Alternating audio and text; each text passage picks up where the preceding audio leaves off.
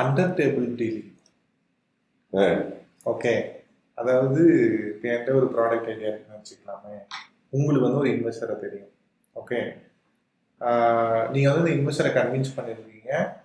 Convince பண்ணுறதுக்கு இப்போ நான் ஒரு கோடி ரூபாய் ஃபண்டிங் தராங்கன்னா உங்களுக்கு நான் ஒரு 10% அண்டர் டேபிளில் கொடுத்துறணும். யாருக்கு? உங்களுக்கு தான். நான் யார்? இப்போ நீங்கள் தான் அவரு. இல்லை இல்லை, நீங்கள் இப்போ நீங்கள் ஃபவுண்டரு. ஆமாம், இன்வெஸ்டர் ஒருத்தர் இருக்காரு. இப்போ எனக்கு என்ன பேரு? மீடியேட்டர். சரி சரி, ஓகே.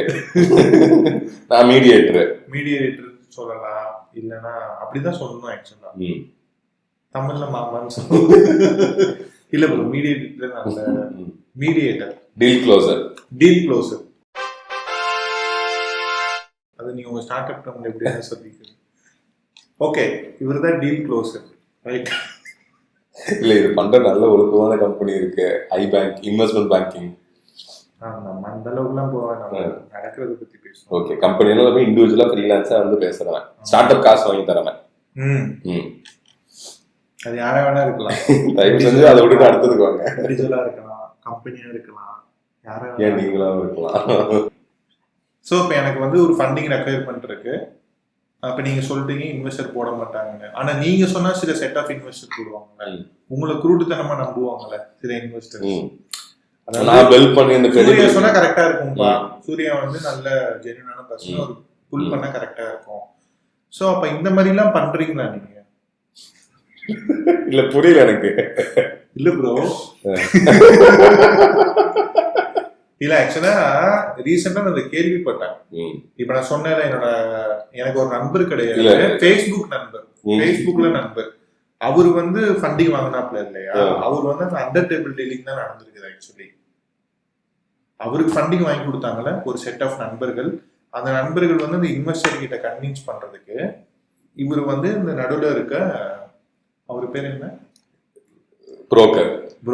இந்த புரோக்கருக்கு வந்து காசு கொடுத்துருக்காங்க. ஸோ ஒரு கோடி ரூபாய் ரைஸ் பண்ணிருக்காங்கன்னா 10 லட்சம் ரூபாயோ 5 லட்சம் ரூபாயோ அவங்க வாங்கியிருக்காங்க. இதெல்லாம் சட்டப்படி கரெக்டான்னு கேட்டா நீங்க சொல்றது யாரு என்னன்னு எனக்கு தெரியாதனால இது ரெண்டா எடுத்துக்கலாம். ஓகே, ஒன்னு வந்து ஒரு ப்ரொஃபஷனல் ஏஜென்சி ரன் பண்றது, இன்வெஸ்ட்மெண்ட் பேங்கிங் சொல்லிட்டு டீல் க்ளோசர் தான் ஒரு ஆக்டிவிட்டியே.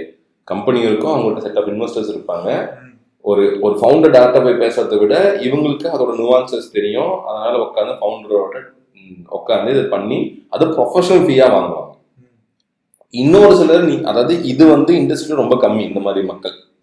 இண்டஸ்ட்ரியில அதிகமான மக்கள் யாருன்னா இந்த ரெண்டாவது ரகம், எனக்கு அவரை தெரியும் இவரை தெரியும், எனக்கு கவனி நான் பண்ணி தரேன், அட்லீஸ்ட் காசு வாங்கி கொடுத்தாங்கன்னா அதுவாது நல்லது. காசே வாங்கி தராம எனக்கு அப்படி கவனி இப்படி கவனி அட்வான்ஸ் பண்ணு அதை பண்ணுன்னு நிறைய பேர் அலைய விடுறவங்களும் இருக்காங்க. ஓகே, அவங்க கையில முன்னாடியே காசு வாங்கிடுவாங்க. அட்வான்ஸ் எனக்கு ஒரு 1% பண்ணேன். அவன் ஆஸ்க் எவ்வளோ சொன்னீங்க? $1 million. ஒரு டாலர் கேட்பாங்க. ஒரு 10,000 USD அனுப்பி கொடுக்கும் சாமி. 10,000 rupees USD. ஓகே, ஒரு 86,000 அனுப்பி கொடுங்க.